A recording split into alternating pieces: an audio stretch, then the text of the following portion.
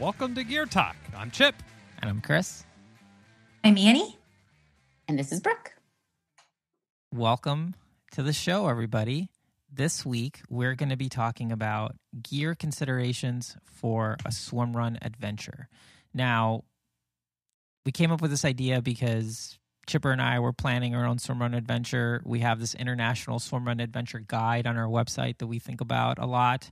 And we see other people's adventures, and we have the peanut butter and jelly 50K. Exactly. We have Annie and Brooke are like veterans of swimrun adventures. So we thought it'd be interesting to talk about what are sort of the general considerations you should have if you're going to plan one and do one, and kind of gear stuff and all that. Yeah. So less on specific, these are the shoes you should get, this is the wetsuit, or this is the whatever. It more like general considerations that might be above and beyond. Yes. There. But before we get to that, does anybody have any gear updates? ARC had their Boxing Day, holiday, winter, Christmas, Black Friday sales. I forgot what exactly day. And I went and I actually happened to come across 2 new wetsuits for myself. Happened to come across? I accidentally bought them. This never happened to me. I've accidentally got them. I actually was very curious how the Remark program from ARC is. They're kind of upcycled wetsuit. So I got the ARC VIGG because I was also really jealous of how that Chris had it. And then I also, inspired by Brooke, got the KORP. Ooh. So now you have the Orno, the VIGG, the KORP. Both is that all of them? Yeah. And the Blue 70 Alliance swimrun wetsuit. And the Blue 70 Alliance swimrun wetsuit. Plus the Zone 3, whatever that one's called. Yeah. Oh, yeah. You're so Zone 3. I'm pretty flush. He has one for like almost every day of the week. Every day of the week. Except for Sundays. Have you trialed all 3 of them in the pool? I haven't trialed the 2 newest ones. So I'm just putting it out there that I got these, and Chris also. I also got the KORP because it was very cheap. I think it was like $190 or something. Yeah. And I will say down? I tried it on. I mean, I got my usual size because I'm just a medium person apparently. Okay. And I thought that the neck was very uncomfortable, I have to say. Oh, really? Yeah, like it just didn't feel as comfortable as the VIGG, that's for sure. I could tell the collar is just it's a different cut. It's a different type of collar. So I'm not sure how it's going to work either, but like the thought process behind the KORP was this will be a great practice suit and kind of keep the higher end nicer suits for. Is the VIGG like a deep V cut? It's more, well, it's not a deep V, but it is more of a V cut. Oh. It's a little bit flatter on the sort of the neckline. But yeah, haven't tried it in water yet, so we'll see.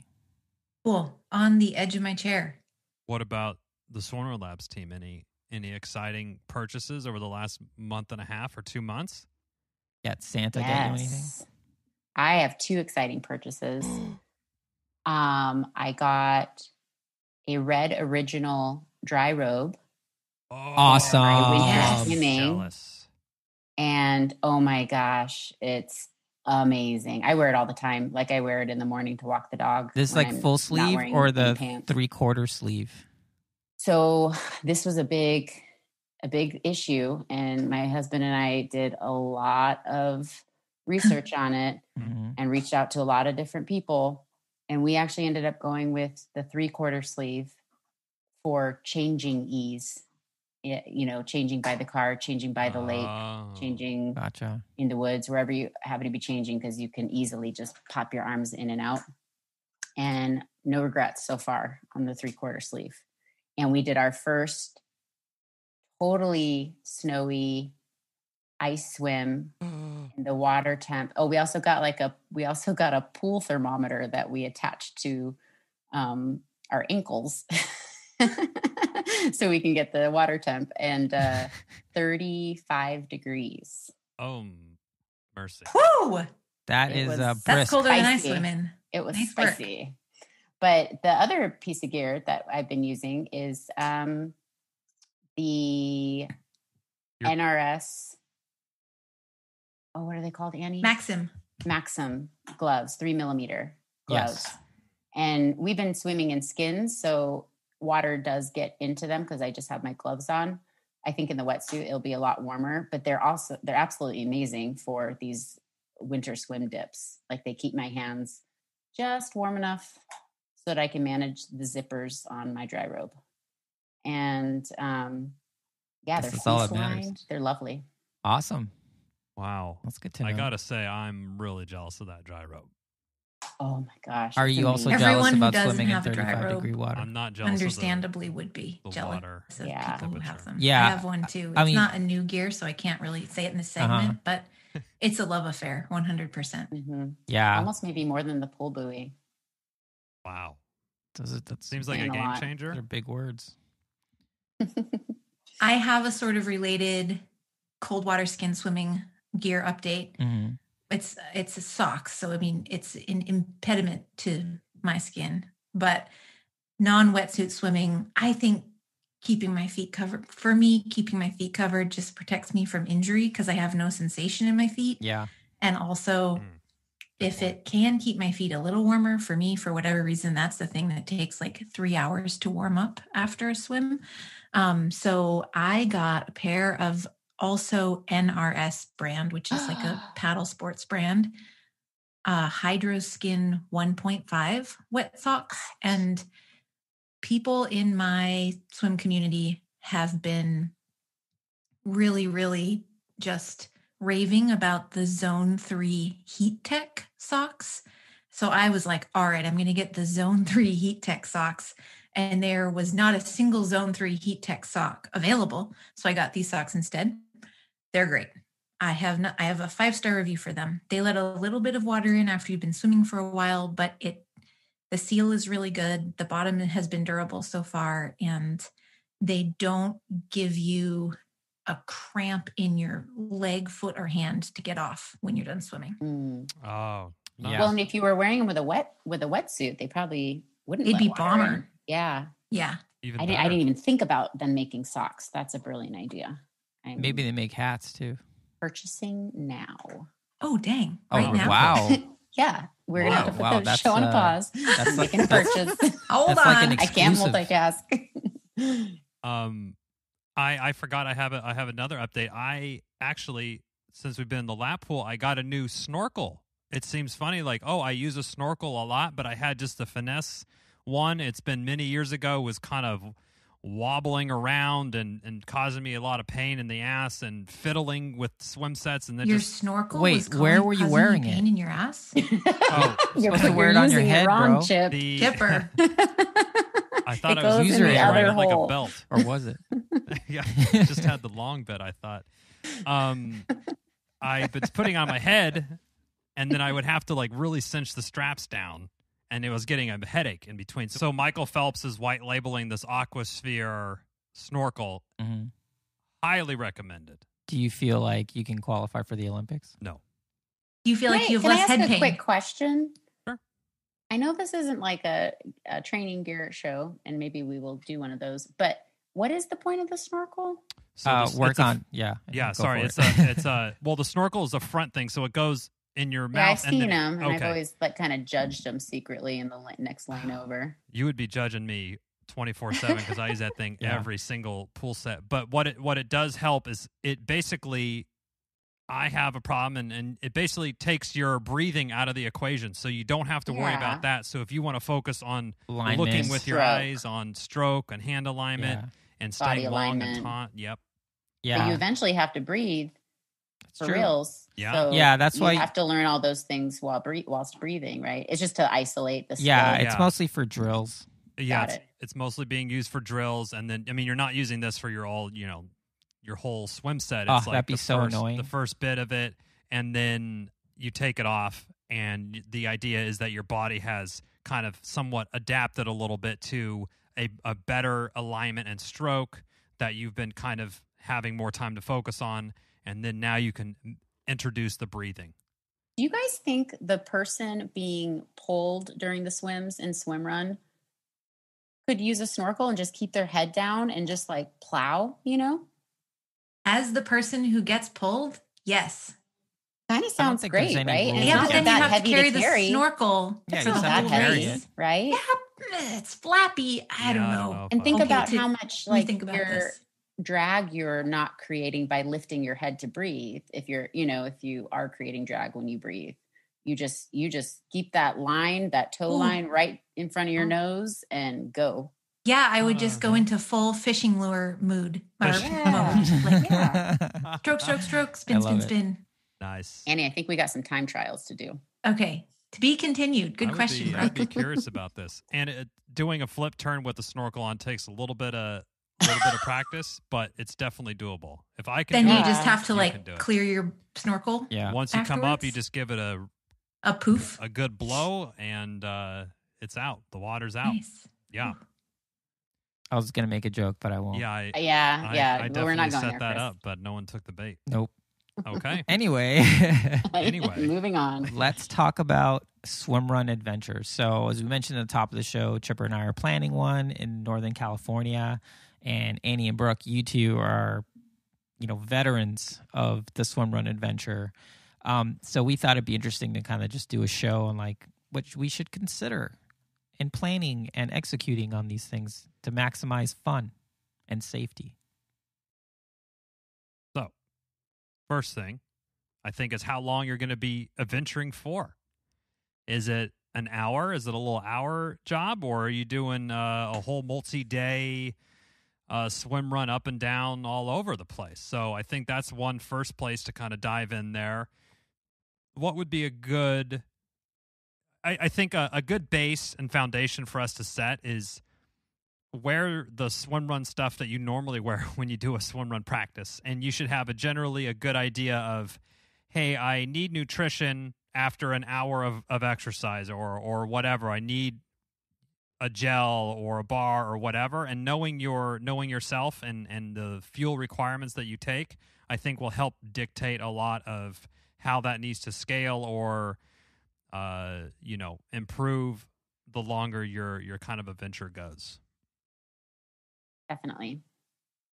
I think consideration number one for me when I start thinking about basically planning a route that's where I start. I sort of think about where is an area that, like, at your very baseline, you need an entrance in and out of the water, a place to swim in the water, and a place to run, and ideally some variation there. And so everybody, what we have available locally is different. Some people might be planning a swim, like sort of a almost like a criterium swim run adventure. Like Brooke, you did a bunch of those in like out and back Spokane, where you swims just and do out and back a trails. similar course that you repeat and kind of Mhm. loop back through your car aid station or something like that. Mhm. But I think if you do have the freedom to kind of explore in your region, or even if you're going on a trip somewhere, just thinking about kind of scouting out, whether it be on Strava or local maps available through Google Maps or a few other mapping softwares, which I'll talk more about later.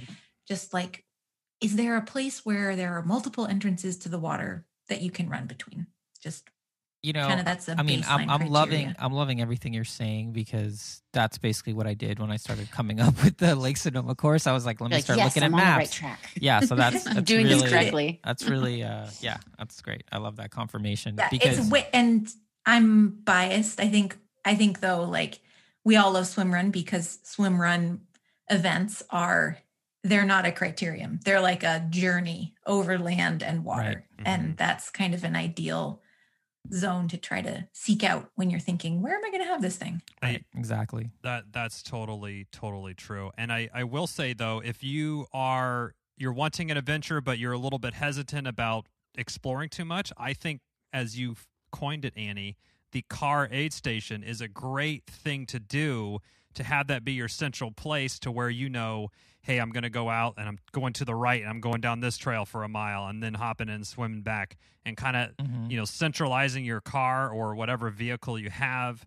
as kind of your place where your equipment, your nutrition, communication, all sorts of stuff live. I think that's a good, if you're a bit more hesitant about like just running off into wherever for a couple hours, I think the KORP thing is a good like step one to kind of get your feet wet on that.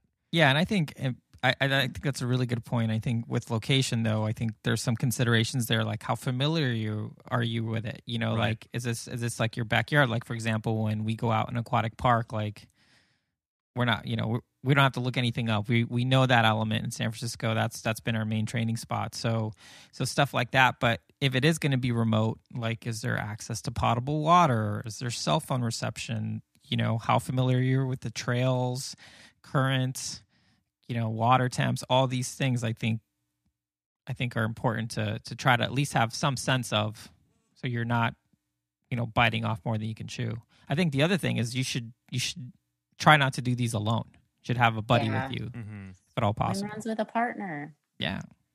But yeah, you can have the like static aid station, like if you want to just, like you guys are saying, cover your bases. And then if you want to get more adventurous, like what Annie kind of devised was a mobile aid station. Ooh. And then with that, you have to, when you're planning your routes, you really have to look at roads, like drivable roads and places for the aid station to park, and timing and communication.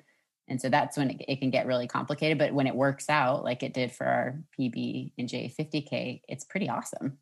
Oh, it's so awesome. Yeah. And just as a little background, in case not everybody's familiar with the PB&J 50K, in case not everyone's following our the best self-supported swimrun event of 2020.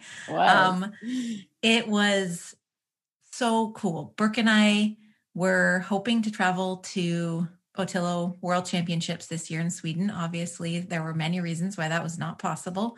So we wanted to substitute, some big kind of figurehead event concept for just to honor the training that we'd done, the preparation, kind of our expectations around going to that event. And so we just created this thing. And I highly recommend, like, don't start with this, but if you get into the mood of creating Swimrun Adventures, like just eventually decide you're going to make one a thing. Like we named it. I made a t-shirt.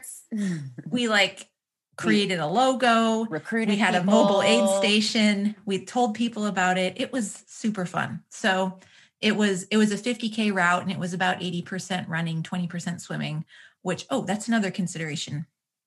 If most swim run events are pretty near plus or minus a bit, 80% running and 20% swimming mileage. So that was the route that we had, and it had, oh my gosh, I don't remember, like probably between 15 and 20 different transitions, and more than that. It had when I'm saying 15 to 20 segments and 13 swim segments, so that was like 26, I guess. Nice. And it was total distance 50K, and it was at Deception State Park, which is in Deception Pass State Park, which is in Washington State. So that's the background. And did you guys do anything? Mobile aid station. Well, that was key for us. Did you do anything like, because this was an adventure, not a race or whatever, like after every swim, did you wait for the rest of your folks to catch up with you? Or was it like, here's the course? Yeah, we all stayed together. Like we had a crew that was we were all pretty like the same pace, I would say. Especially if Annie or Brent is towing me on the runs, then we're all the same pace. So yeah, we all stayed together, which I thought made it more fun. It wasn't, it was hard in and of itself. It was a challenge, and it wasn't, we didn't have to make it harder by trying to go faster. It was just fun to be hanging out and laughing at the ridiculous situations we got ourselves into. Like we ended up having to swim across a whole bed of, what was that? Like milfoil. It's this milfoil. Like really, for like 500 really meters. We were like pond weed. Crazy entangled in it, and like people, we're trying to keep people from like being pulled under. It was fun. Wow. But Was it messy there? Yeah, Sounds like that's how we rocked it. But the mobile aid station, so the concept there is there was one car where everybody who was participating in the Swimrun Adventure, so we had, how many people, Brooke? 7? 6? 10 to start? Maybe 10 to start, and then reduced down to 4 that finished. Yeah. But everyone was in charge of their own fuel and hydration, and brought basically a drop bag that we put in this car, which Brooke's kind spouse drove around. And I mapped out kind of time estimates and locations where he would meet us on the course, based upon where he could drive his car to where our trails would intersect. So we would just kind of pop out, and about every 1 to 2 hours, Rob would be there and the car would be there, and we'd all kind of dig into whatever we brought. Each person kind of had their own zone in the car that their fuel and hydration was, or spare gear. And we also shared, though. We got to try each other's snacks. Right. So like I made PB&J for everybody. And I made really dry protein balls. Oh, I love a good protein ball. Well, first of all, big ups to Brooke's partner. That's an awesome feat there, and that's like a best case scenario. But let's talk about if we're doing this and it's just you and your normal swimrun partner or a training partner. You're kind of going out just 2 to 4 people, and you're not unfortunately going to have a whole nice aid station following you along. Yeah, and honestly, using the example of the course we're charting out, that's unless someone hikes down to one of the campsites and is like waiting for us, which we could probably get people to do. There's no mobile aid station on these trails. So how are you guys? Are you looping back through that same point multiple times? Well, there is a point that we would hit a couple times. There's this peninsula where you hit the water and then swim kind of to one campsite, then run around the other side of the lake, and then jump back in and then swim back to that same point. So a big loop. Yeah, so that would be a natural place, I think, to have somebody there, and it isn't from. I mean, it's like a 3-mile hike from where the cars would be to get there. Okay. So nothing. I mean, it's not great, but it isn't like 10 miles. You can also do the stash method. Yeah, I think that's a good one to consider for sure. That's what I was going to do if Rob didn't want to drive around and meet us. And give us the lowdown on the stash method, Brooke. The stash method, scientific term, is where you route the course. You do the course before, hike it or run it or whatever, and you stash your fuel in what, Annie? Would you just do it like plastic, like kind of with the Ziploc bags, like put in a fern or under a bush? Yeah, hide it, and you know where they are, and then you can stop and refuel. Yeah, and it's like tricky when you're dealing with really remote sounding trails like you guys have at Lake Sonoma, but ideally, there's some access points to your course, and I would just work on concentrating your stash drops kind of to where you could potentially drive to them or just do not have to walk. Rehike. I mean, Lake Sonoma is interesting because there's a pretty famous 50-miler that happens there every year. So the trails themselves are pretty well marked and worn. It's just, I mean, I don't know anyone that runs up to the campsite that's right by the water and jumps in and just, swims past an island around a cove and then gets out at another campsite. So that's what we would be doing. But yeah, I mean, there's plenty of campsites and places like thinking about the stash method, I definitely think we could pull that off. And so mobile aid station, stash methods, like your next best. And then if you can't manage that, Mule. then you gotta donkey your own stuff around. So I think this is a place to where maybe a trail running type vest or a lighter camelback or something that you're going to be able to carry a larger amount of fluids and nutrition in is going to be key, as well as you got to think about your other gear considerations. Right, like a swim buoy for visibility. Yep. I would say if you're going to use a swim buoy, maybe consider carrying some of your stuff in it, because you can get the dry bag version. It doubles as a dry bag. Yeah, good call. Yeah. Good call. Have you guys seen this Wild Paces dry bag that is also a backpack? I don't think I've seen that one, but there's definitely a couple companies that are trying to do that for, the ultimate swim run adventurer and things like that. These like fully, like the ruck rack kind of ruck raft. Yeah. But this is just like a small, like a normal pull buoy size that's also dry bag, and then it has straps for a backpack, which I think is a great concept. I would love to see this bit of gear evolve into a backpack that is legitimately like a running pack, like super slim, fitting. Like body. What is it? One direction. Yeah, like a trail. Ultimate Direction. Or Ultimate Direction and One Direction. I think that's a boy band. It is 1D. Yeah, I feel like that's a really cool area of gear that could progress for like these longer adventures, self-supported adventures. And the idea of like what the guys that you interviewed that did the 3-day Kraken. Oh, the Kraken? Yeah. They had they had a ton of crew. They had a boat.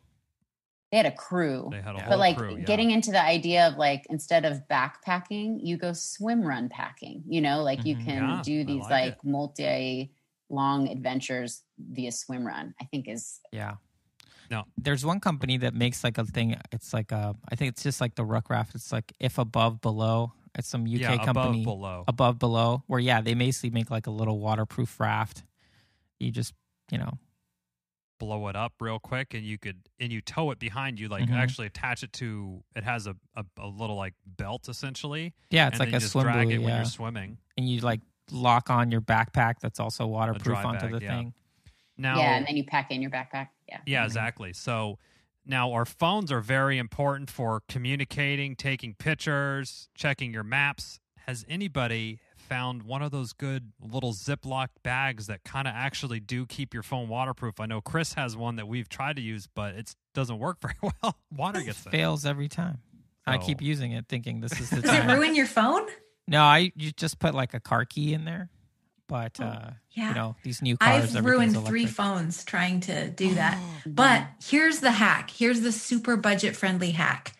Find a friend or someone in the community who is a breastfeeding mother and ask if you can have one of her milk bags. Because you think about it, it cannot let milk out. It has to be watertight. Yeah. And I actually have one of those. Milk has never been in it, just my phone, but it works great. That's some outside the box thinking. I guess that's good. Totally. That you'd have to. It's more about reaching out and making Give connections than like dropping a lot of cash. Yeah. Yeah. I like it. I'll have to look through our. Yeah, I mean they do make little. I know, New Wave Swim Buoy makes like a little dry bag thing that floats. Yeah, actually, Brent uses that one a lot. That one works. Yeah, and if you go to any sporting goods store, your REI, your Sports Basement, if you're in California or whatever local sporting goods retailer, they're going to have probably 5 different versions of them. Yeah, of this type of thing. I mean, that's probably a good segue talking about phones. It's important to have one, all that stuff, but mostly for communication emergencies, things like that, but also for the maps. Annie and Brooke, I know that you guys kind of like made a map for your course. Anything we should be thinking about in terms of a hard copy is a how to really good idea. Follow a course? Hard copy. I think hard copy is key because like whether it's battery or water issues, phone, or like here's another thing, when you're sweaty or wet, it's really hard to operate your phone. So that's something we've actually run into of like, oh yeah, maps on my phone. Oh yeah, it's like 90 degrees. I'm swimming, I'm running. My finger is never dry enough to use my phone. Or service if you're just out in more remote areas. Totally. So hard copy of the map can be done. So I used an app which costs, I think now it's maybe $4.99 or $5.99, but it's a great map for planning training adventure, or it's a great app for planning training adventures. It's called Footpath, and you can just basically search an area and it shows all the trails that are there, and you can kind of zoom in and maybe scope, okay, where do trails lead to water entrances and exits? And then you can just use your finger to draw the map, and it tells you how many miles it's going to be. It tells you how much elevation it's going to be. And then you can export the file really easily and print it. And that was how I did it. People who are more computer savvy and honestly really more into details with mapping, there's a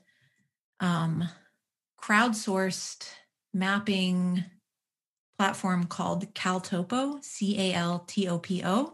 And that people, it's like if you have GPS data for trails, you just upload it to Caltopo, and there's people all over the place who are constantly updating it with trail data. Wow. And that's another place where you can, in a much more detailed and techie fashion, map out your route and then print the map. Don't print it on regular paper because water will kill it. But there is a brand of paper that's waterproof, and it's used for like field notebooks for biologists and this kind of thing. It's called Write in the Rain. So WRITE in the rain. And you can buy this as like sheets that you can just put in your printer and print it out. Oh, really? So no special ink or anything. It's just the paper that is special. That's pretty cool. And then also we've used the app All Trails, ALL Trails, and that's a pretty good one for finding out local trails if you're going to a new area, because you could just search either using geolocation or type in the name, and you can go around and see, and really good filtering and, kind of like user-generated content on there of like, hey, I'm looking for something that's between 3 and 6 miles that is easy or medium. And that's right. It does have like a level of difficulty kind of thing. I forgot. So that's pretty cool. So it sounds like All Trails with Footpad, like a combination, or maybe just one of these apps can kind of totally get you really set up to you where you have a pretty smart kind of navigation system set up. And I think we're all agreeing that reducing reliance on your phone for navigation is probably a good move to make, to conserve battery, and there's just too many variables that can go wrong with your phone when you're swim running around. Should we go to maybe venture into nutrition?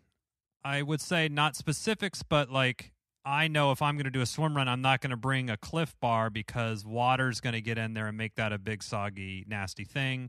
So I usually opt for kind of like a gel or something that is more water resistant in terms of the packaging.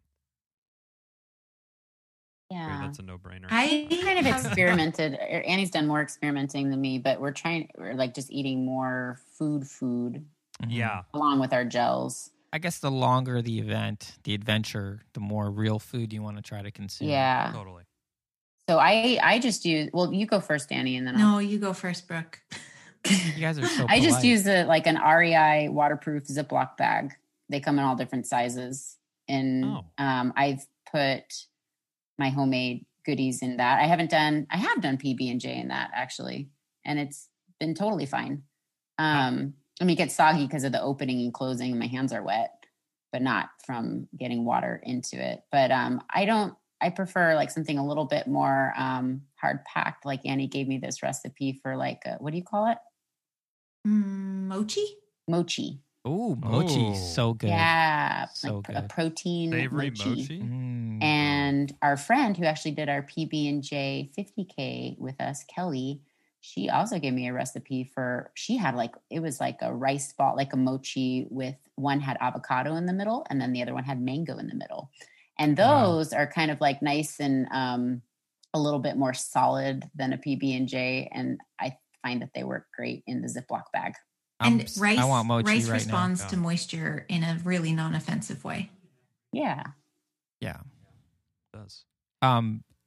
Here's a little factoid. If you replace any tofu recipe with mochi, like that you get at like the Japanese market and stuff, it's so good. It's amazing. So much better than tofu. Thanks for that factoid. So good. Try it. I'll have to try that. Thanks, Chris. I noted.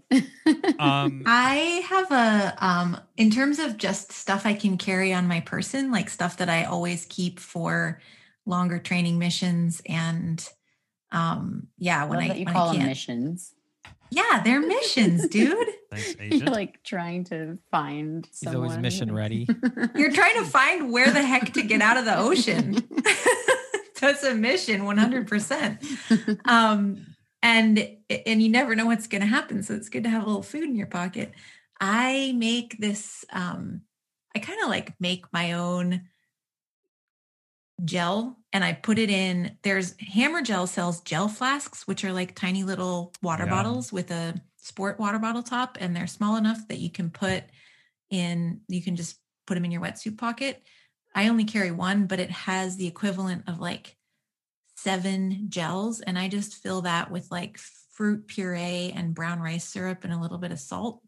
And so I don't have to deal with gel trash. And sometimes I can refill it if I plan well.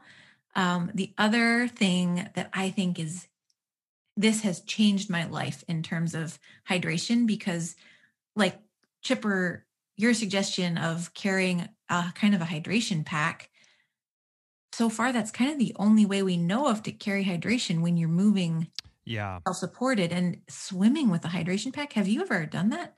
No, I already in my mind am envisioning how miserable it would be. So it sounds terrible, tried, but I've never happy done to recommend it. I've just never done it. I don't know how it would go. If anybody out there has done it, call us and tell us, how did it go? Email us.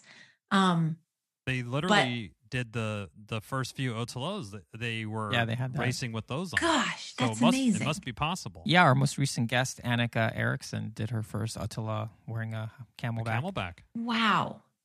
Interesting.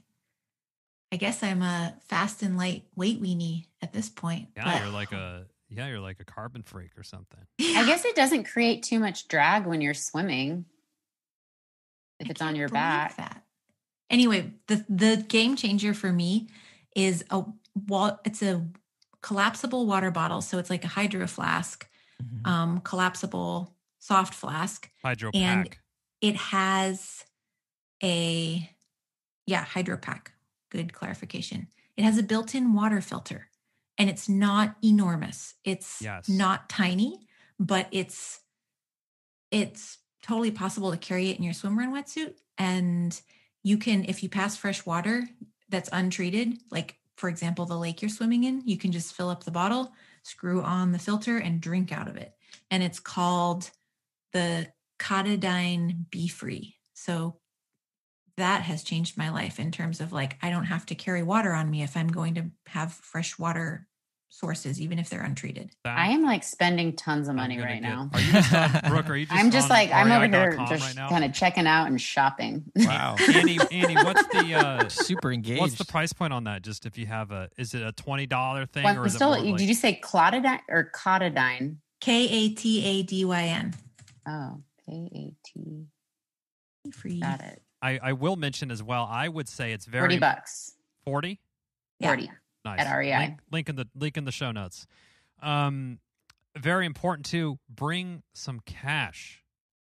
Nice $20 bill. Get an Andrew Jackson for yourself. Put that in a Ziploc, or put it. I like to hide it kind of behind my phone case.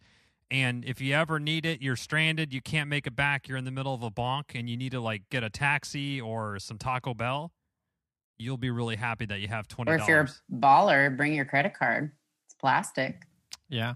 I think the cash, because sometimes, like I'm thinking about you guys at Lake Sonoma. If you run through a campsite and you're like, I am so hungry and all I smell is pancakes, bacon, and maple syrup, you could pay those people. Yeah, that's true. Yeah, maybe bring. I like bet all 2 those people have tens. Squarespace on their phone. 2 tens. Yeah. 5 and a couple ones. Yeah. Break it up. So you have, I mean, $20 for some campside some pancakes. Those probably aren't that great. We definitely Probably not worth recommend bills, not coins. Aston lightweight weenie. No coins. I feel the need to take a pause in the show right now to tell a story about when I ran the SF Marathon. And for the first 7 miles, I was running by somebody who literally, he had a pocket full of change that he was running, and he was not even just jangling around. And it caused me to increase my effort to put a surge in to pass him. It was driving me absolutely nuts. Did he look like my dad? Did you ask him what it was for? I don't know if he was trying to catch the bus after or something, but he's like, I got to re-up my parking meter every lap I take. It sounded like he had like at least like $4.25 worth of change in there. I'm like, what are you doing? And I had to leave. So yeah, maybe he knew that there were vending machines like kind of hidden all over on the course.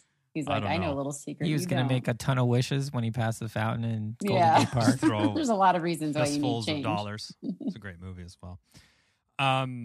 Okay, so Annie, I really like the water bottle. I would almost say if you're going to go on an adventure that's looking to be 2 to 3 hours, pack that thing. Yeah. And just bring it. I mean, just in case. Yeah, like a fail-safe kind of thing. Because nothing's worse than being really dehydrated or super thirsty and not having access to it. This is like your last option, but you can fill it up in a puddle. Annie, how does it do in salt water? Like, don't do it. No, don't do it. Not salt water. No. I would be that person who would. That would be amazing if you could have a desalination plant in your pocket. That'd be dope. Okay, so I think another consideration that kind of goes along with nutrition in the sense that, I don't know, because some people do this, is what time of year and where you're doing your event, because it could be hunting season, it could be fishing season, there could be, it could be crab season. There's a bunch of traps that you're swimming through and you're getting caught up in like the buoy or lines and stuff or something. If so it's just something to be mindful of. Or sportswomen with their fishing hooks at the end of their fishing line. Yeah, I mean, chipper can look like a deer sometimes. Like a shit ton of tourists, and you can't like run across a bridge or get on a trail. So visibility, I think, and in the water having the personal little buoy, the flotation buoy, and high vis orange or a green or whatever pink. I think those are all really smart things to do. Now, if you are encountering, I know Trista, she's in Pennsylvania, and I remember seeing on her Instagram a few times that she actually runs with one of those high-vis orange vests because, like Chris mentioned, you are running through areas where people are hunting. And, if you're sitting there out there freezing your ass off for 4 hours and you hear something running, you're going to get ready to shoot it. Yeah. So just make sure that's not you. Maybe also a high-vis swim cap as well. Probably a good call. Yeah. Definitely high-vis swim cap, because it's like when there's an event going on, boaters can become hip pretty quickly to the fact there's a ton of people in the water. But usually these recreational areas where we might scope out a Swimrun Adventure are also shared by, they're multi-use. So don't get hit by a boat. Yeah, well, you guys will be proud of me. So the area where I'm scouting the course for Lake Sonoma is a no-wake zone. And there's some buoys that kind of like are just telling people like, what are you doing here? I'm trying to set a no-wake zone up in my bed so my kids will not wake me. Good luck with that. Boom. You are good at the dad jokes, Chip. Thank you. Nice good job. Or bad, depending on... Yeah, it's so good it hurts. Another thing to consider with course planning is private property. So we had an instance during our PB and J 50K where we really wanted to swim out to this island and swam out there, and a guy came running down out of his house. I'm surprised he wasn't carrying a shotgun, because he looked like he had one. His voice was a shotgun. And was like, what the hell are you doing on my property? And we weren't even out of the water yet, like, mind you. And the reason we weren't out of the water is because we were familiar with the tideland laws, which designate anything in the water as public. Which is different state to state. So he did not get the memo on the tideland laws. So are you guys like swimming by being like tideland laws? And basically screamed at us until we got out of his property. Luckily, we were swim runners, so we just dove right back in the water and swam to a different piece of land. But so maybe also print out any relevant statutes that might give you authority to use easements and put them on like little cards that you can hand out to people should they not know the law. Totally. Obviously, that's a really good point. Identification. Yeah, familiarizing yourself with local, tideland laws. Tideland laws. Or local. I don't know. Stick to the trails, I guess. I would say. Or not. Just know the tideland laws. Or just just be quicker about it. Have we left anything on the table? Just be a faster runner. Yeah, there you go. Just run away from screaming people. I think we've covered a lot. Yeah. Is there anything that we should hit on? I mean, as Chipper mentioned with gear, it's like, wear whatever you'd wear for a race. Like if it's going to be a cold weather race, think about what you'd wear for the race. Yeah. So we're not going into piece by piece what you should have. Just if it's a hydration thing, you might want to bring more of it. Nutrition as well, but in terms of gear, maybe add on a swim buoy. High vis cap would be the only sort of specific gear recommendations. But yeah, I think we covered it. Chris, did you finish your thought about the no wake zone? Oh, no, just that I used that area on purpose. Oh, because yeah. it was Good a call. no wake zone. Safety. Yeah. Mm-hmm. Yeah, and I guess in general, try to, if you can, stay closer to the shore or the land rather than trying to cross over a waterway. Yeah. If possible. But it's not always possible. And yeah, there's it's tricky because, where a person wants to get in and out of the water, oftentimes a boat also wants to get in and out of the water. And so we've used marinas as entry and exit. And that is something you want to know where boats enter and exit and plan your exit around that. Yeah. And exit and enter somewhere else. Yeah. And I think just a quick note on safety and kind of that, we carry the mandatory bandage for races. It's not a bad idea to do on these adventures too, Yes. Especially I know when we did our adventure, we saw a lot of lion's mane jellyfish. And so maybe if you do have a mobile or static aid station, also just including a first aid kit. Very smart. Excellent. Very smart.